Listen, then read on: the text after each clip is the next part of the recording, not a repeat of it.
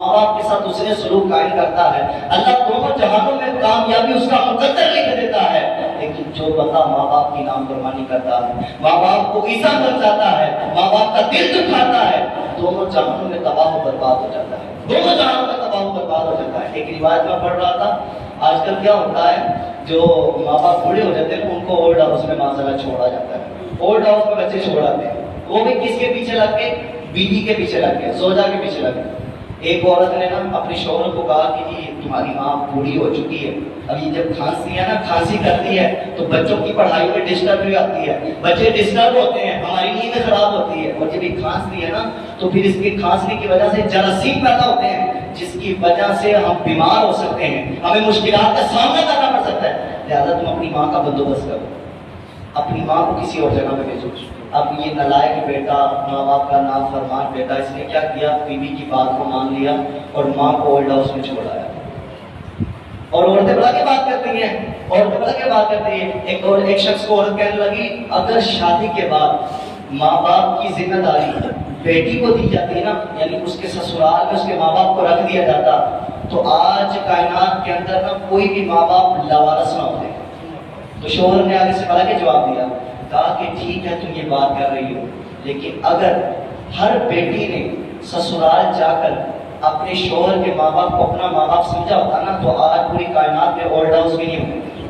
اور بھائی تم اپنے ماں باپ کو اپنے ماں باپ سمجھ رہی ہو تو دوسرے کے ماں باپ کو بھی ماں باپ سمجھو نا، ان کے ساتھ بھی تو سلے رابطے کرو نا، ان کے خلاف تم اپنے شوہر کو کیوں بہکاتی ہو؟ یہاں پر دیکھا جا رہا ہے عورت اپنے شوہر کو بغلا رہی ہے اس کے باپ کے خلاف، اس کی ماں کے خلاف، کہ تمہارا باپ ایسے کرتا ہے، تمہاری ماں ایسے کرتی ہے۔ تو تمہیں شرم آنی چاہیے، تو بھی ماں کی بیٹی ہے، تو بھی باپ کی بیٹی ہے، تجھے بھی حیا آنی چاہیے۔ اگر تیرے ماں باپ ایسے کر دیا جائے تو تمہیں کیسا محسوس ہوگا؟ پر اس نافرمان بیٹے نے اپنی ماں کو اٹھایا اور اس اولڈ ہاؤس میں جا کے چھوڑا ہے۔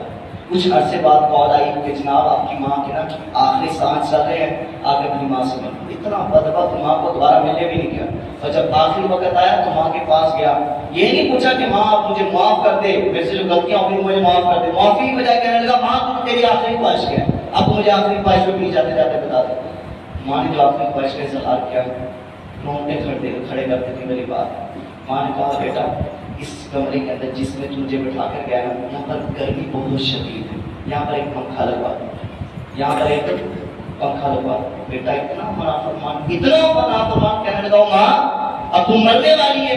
کبھی میں تیری ٹانگیں آ گئی ہیں اور اب تو کہتی ہے مجھے پنکھا لگوا دے، تجھے گرمی سردی سے کیا لیتے؟ تو ماں کی جو آگے جواب دیا، بیٹے نے اتنا سخت کلامی کے ساتھ جب کلام کیا ماں کے ساتھ، تو ماں دیکھے رحم دل ہوتی ہے۔ ماں کو جتنی بھی حیثیتیں گزار دیں، اگر ماں کے 3 بیٹے ہیں نا، تینوں میں سے 2 ٹھیک ہیں، ایک جتنا مرضی نافرمان ہے، جتنا مرضی وہ برا ہے، ماں اس کے لیے بھی رات کے 12 بجے اٹھ کے دروازہ کھولتی ہے، ماں اس کے لیے بھی رحمت کا دریا کھول دیتی ہے، رحمت کے دروازے کھول دیتی ہے۔ بیٹا جتنا مرضی نافرمان ہو، ماں پھر بھی اس کو اپنے سینے سے لگا کے رکھتی ہے۔ ماں نے جواب دیا، بیٹا مجھے تو حاجت نہیں اس چیز کی، مجھے تو حاجت نہیں اس چیز کی، پنکھے کی مجھے اب حاجت نہیں ہے، اب تو میں جان میں مرنے والی ہوں، بس چند لمحات بچ گئے۔ تو پھر ماں یہ پنکھا کیوں لگوا رہی؟ تو ماں نے کہا بیٹا دراصل بات کچھ یوں ہے، جس طرح تو مجھے اولڈ ہاؤس میں چھوڑ کر گیا، کل تو تیری اولاد بھی تجھے اسی جگہ پہ چھوڑ کے جائے گی، اور میں نہیں چاہتی کہ تجھے اس گرمی کی شدت کو محسوس کرنا پڑے۔ میں چاہتی ہوں تجھے یہ گرمی نہ محسوس ہو، تجھے راحت و آسانی ہو۔ ارے ماں مرتے وقت بھی اپنے بیٹے کے بارے میں اچھا سوچتی ہے۔ یاد رکھنا یہ جو ماں باپ کو ستانے والے ہیں، یہ جو نوجوان بیٹھے ہیں، جو بچے بیٹھے ہیں، جو ماں باپ کو بار بار پہ جھڑک دیتے ہیں، ماں باپ کو برا بنا کہتے ہیں، ذرا سن لے، یاد رکھنا ماں باپ کو ستانے والی ایک ایسی کتاب ہے جس کو لکھتے تو تم خود ہو، لیکن اس کو پڑھ کے تمہاری اولاد سناتی ہے۔ جو تم اپنے ماں باپ کے ساتھ کرو گے تب تو تمہاری اولاد بھی تمہارے ساتھ ایسا کرے گی۔ اگر تم آج اپنے ماں باپ کی نافرمانیاں کرتے ہو اور کل تو تمہاری اولاد بھی تمہاری نافرمانیاں کرے گی۔ لیکن ہاں اگر تم اپنے ماں باپ کی فرما برداری کرو گے، ماں باپ کے ہاتھ چومو گے، کل کو تمہاری اولاد تمہارے قدم بھی چوما کرے گی،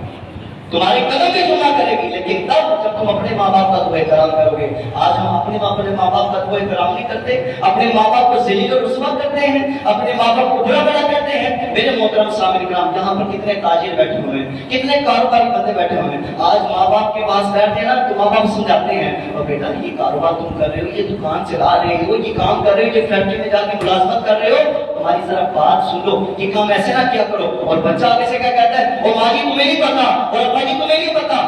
دور بڑا پرانا گزر گیا ہے، ہمارا نیا دور آ گیا ہے، بڑی ترقی ہمارے ملک نے کر لی ہے، آپ کو ہماری بات سمجھ نہیں آتی۔ میں تم سے پوچھنا چاہتا ہوں، ارے تمہارے منہ میں زبان آ گئی اور آج تم ماں باپ کو کہتے ہو کہ تم ہماری بات نہیں سمجھ رہے؟ ارے جب تو چھوٹا تھا تو بول نہیں سکتا تھا، تیرے پیٹ میں درد تھا تو بول نہیں سکتا تھا، تیرے سر میں درد تھا تو بول نہیں سکتا تھا، تجھے گرمی ہوتی تھی تو بول نہیں سکتا تھا، تجھے سردی لگتی تھی تو بول نہیں سکتا تھا۔ ارے جب تو بول نہیں سکتا تھا تیرے ماں باپ تب بھی تیری بولی سمجھتے تھے، اور آج جب تو بولتا ہے تو ماں باپ کو کہتے تمہاری بات نہیں سمجھتے۔ یہ کیسے ہو گیا یار؟ کیسے ہو؟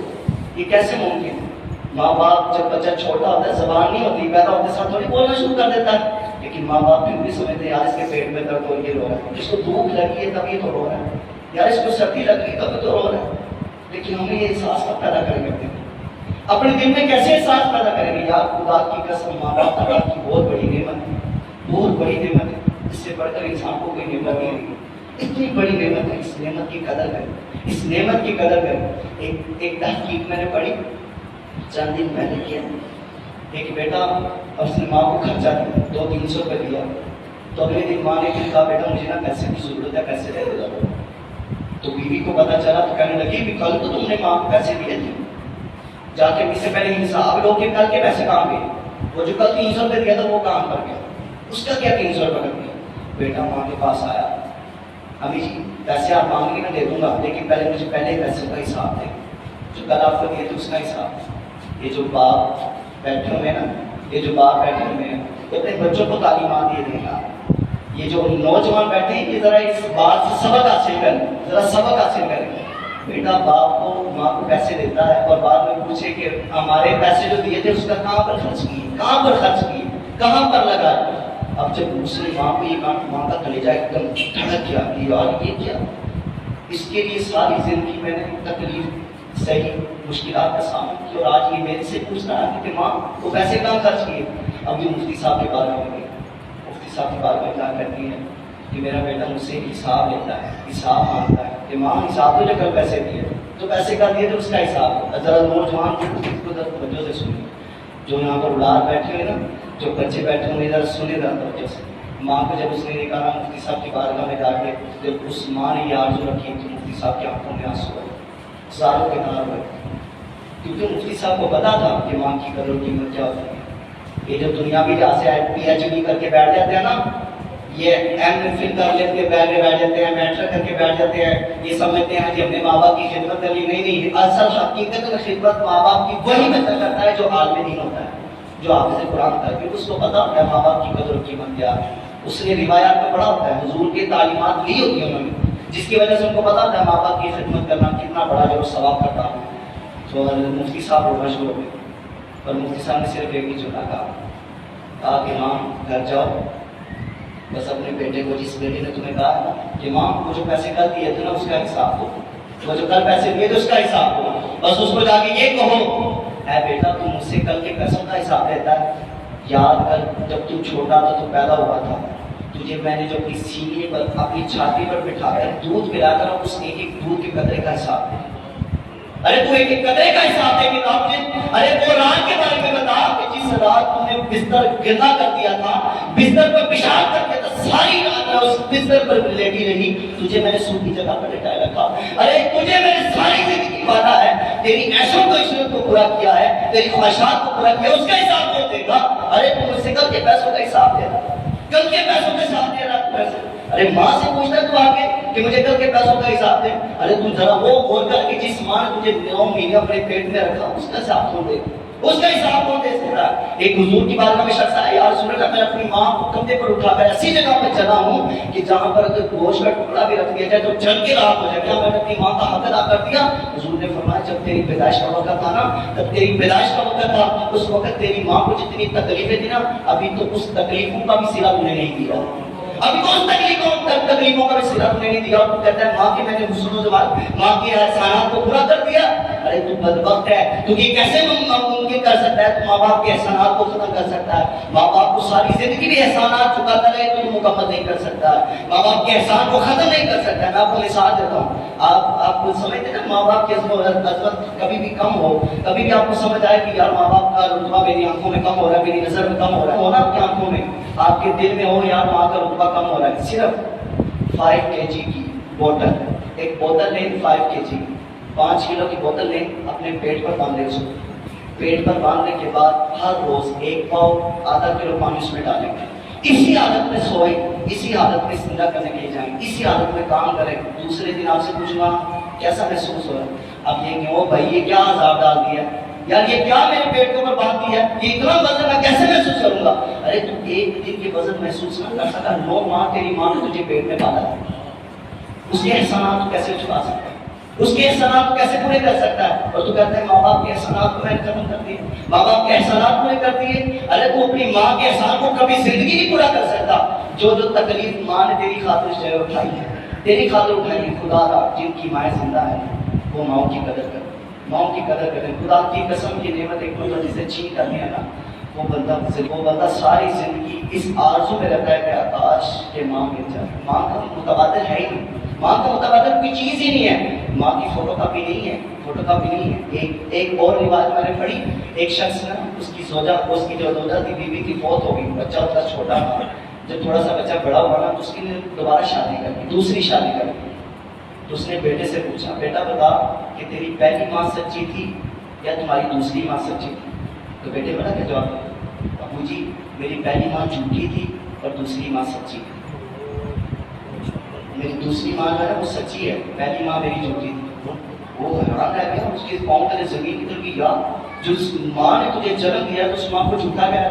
اور جس ماں نے تجھے پالا ہے بس اس کو تو سچا گیا، یہ کیا معاملہ ہے؟ اس نے دراصل بات کچھ یوں ہے کہ جب میری پہلی ماں زندہ تھی نا تو میں کھیلنے جایا کرتا تھا، تو ماں کہتی تھی اگر تم فلاں ٹائم سے پہلے واپس نہ آیا تو تمہیں رات کا کھانا نہیں دینا ہے، لیکن جب میں رات کو آتا تھا نا پھر بھی ماں مجھے کھانا کھلا کے سلاتی، لیکن دوسری ماں جو ہے نا یہ اس لیے سچی ہے کہ مجھے کہتی ہے کہ وقت سے پہلے واپس آ جانا، میں جب واپس نہیں نہ آتا تو باقی رات کو مجھے کھانا نہیں دیتی، یہ ماں واقعی سچی ہے۔ اے